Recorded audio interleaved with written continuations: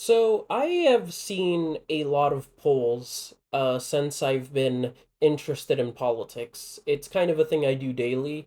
I wake up and check polls to see the state of things, especially in election years. And of course, with Trump being back in office, it was going to be a great time to check out what his approval rating looked like, what his favorability looked like, what Republicans look like in polls, how future election polling was looking like as things stood. It's it's one of those things where there's always going to be, interesting movement, especially looking at Trump's approval rating because again, um you will tend to see that he's loved by a large percentage of Americans and hated by another large percentage, and it's kind of been unsurprising. It is now slightly underwater, but it's still relatively higher than his first term, and so that's been interesting, but kind of boring. There's not a lot of content I could make out of that, and I was kind of expecting that there wouldn't be a lot of polling videos for me to have to make this early into his presidency, and looks like I have been given a reason to get into that so far early into his presidency. It's literally March. And shockingly, it actually is not about Trump or Republicans, it's about the Democratic Party.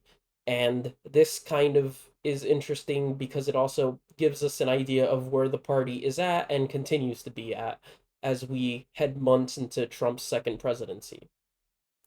So, two new polls dropped this weekend showing Democrats' favorability by NBC and CNN. The NBC poll shows that Democrats currently have a 27% approval rating and a 55% disapproval rating.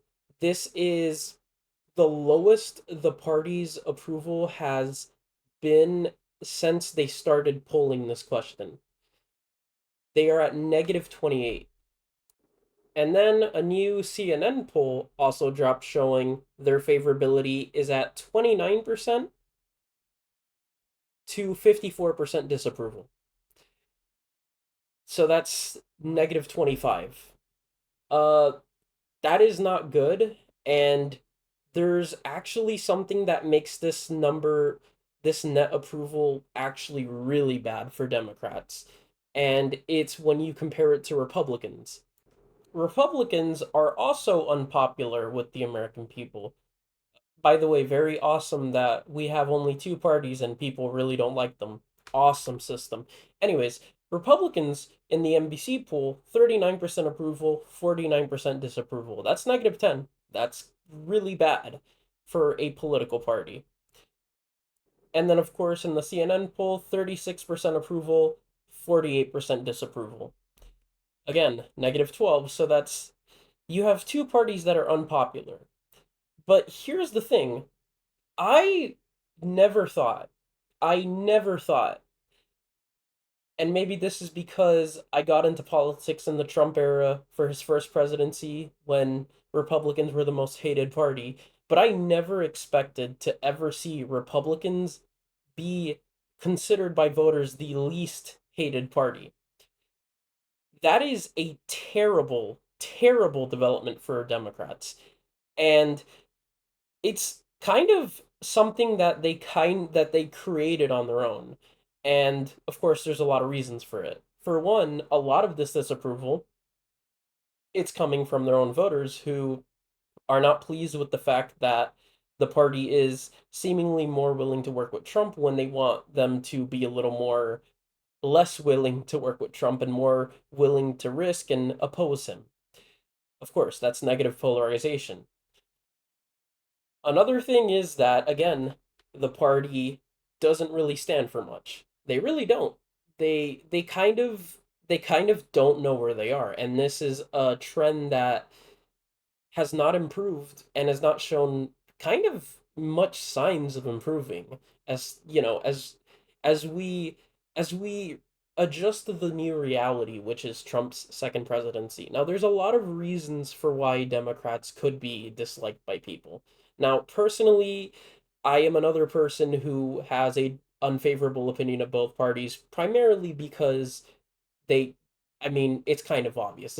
I'm not going to tell you anything you probably haven't heard before. With Democrats though, I mean, there is a lot to consider about where they stand right now. I mean, they just got off losing an election to Donald Trump again after spending years portraying him as a villain who needed to be defeated, and then they lost to him, and public opinion shifted against them pretty much entirely. Now they're the party that people don't like.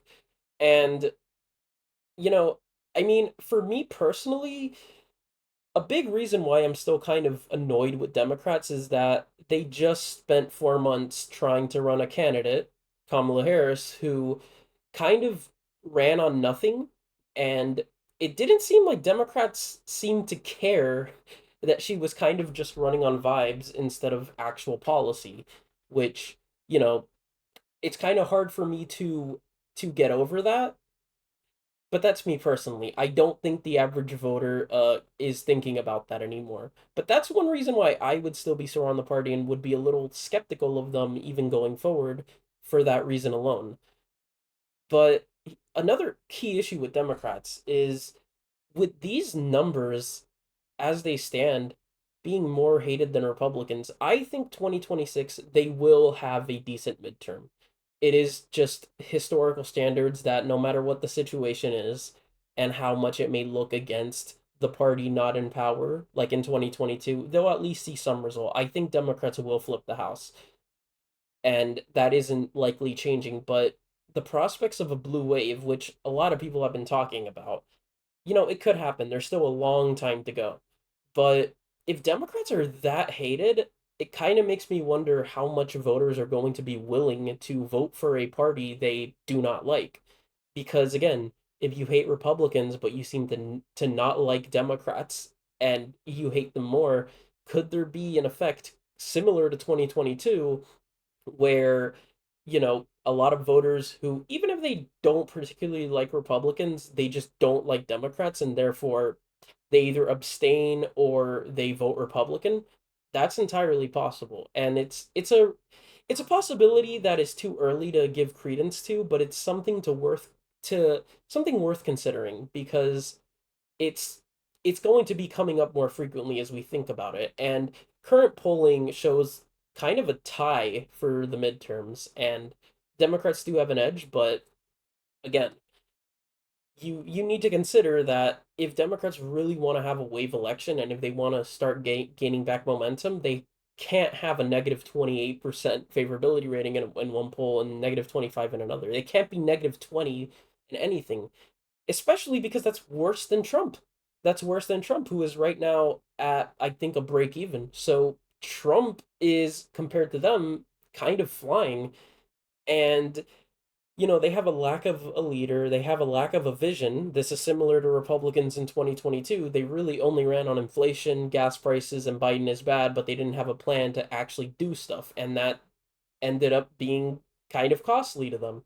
If you don't really stand for anything, you can't expect to have good election years. You can maybe get lucky, you can have some favorable outcomes if the other party messes up enough, but Democrats, they really cannot rely on Republicans messing up. This is an issue they have to resolve, and as it stands, as we head into Trump's second month and we're going to keep going into his presidency, Democrats don't seem like they're moving in a positive direction. It seems like they're kind of staying in the same direction.